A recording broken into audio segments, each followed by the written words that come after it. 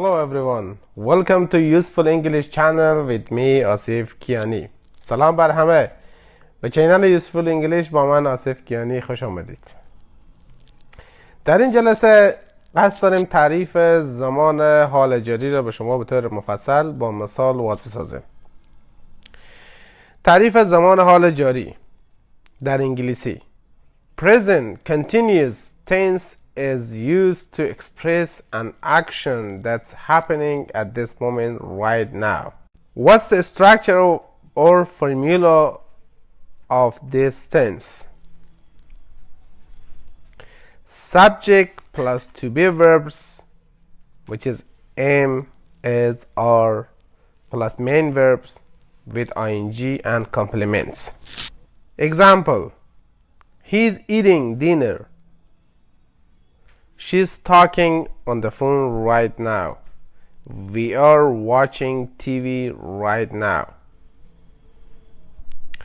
زمان حال جاری تعریف آن در فارسی: به زمان حال جاری زمان استمراری هم میگویند.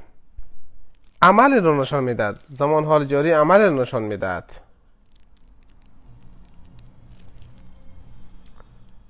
که در زمان حال در لحظه، در همین لحظه که صحبت میکنم اتفاق افتاد و ممکن است که ادامه هم پیدا کند. هرگاه این زمان با قید همراه باشد، مثل tomorrow فردا، this week این هفته، this year امسال و یا this month این ماه، آینده نزدیک را هم نشان میدهد. این زمان، فرمول این زمان، ساختار این زمان چیست؟ ساختار یا فرمول این زمان: فاعل یا subject، جمع فعل to be که am و is و are است و جمع فعل اصلی با ing.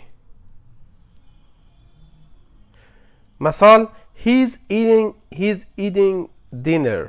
ببینیم اینجا he فاعل است، is فعل to be است، eating که به تلفظ لهجه امریکایی eating گفته میشه و لهجه کسایی که انگلیسی دومینه زبان ما مردم eating میگیم که همون eating درست است.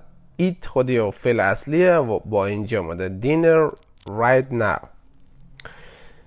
مثال بعدی: she's talking on the phone right now. she اینجا فاعل، is فعل to be، talking فعل اصلیه، on the phone right now این قید زمانه و تکمیل کننده ها که کامپلیمنت گفته میشه. برای سوالی ساختن این زمان فعل to be رو به اول میاریم. به طور مثال is she talking on the phone right now or is he eating dinner right now. برای منفی ساختن این زمان چه کار میکنیم؟ کلمه not را که منفی میسازه جمله ما بعد از فعل to be میاریم. we are not watching TV right now یا he is not eating right now. she is not traveling right now. امید است که زمان حال جاری را خوب دانسته باشیم و تمرین کنیم. موفق باشیم.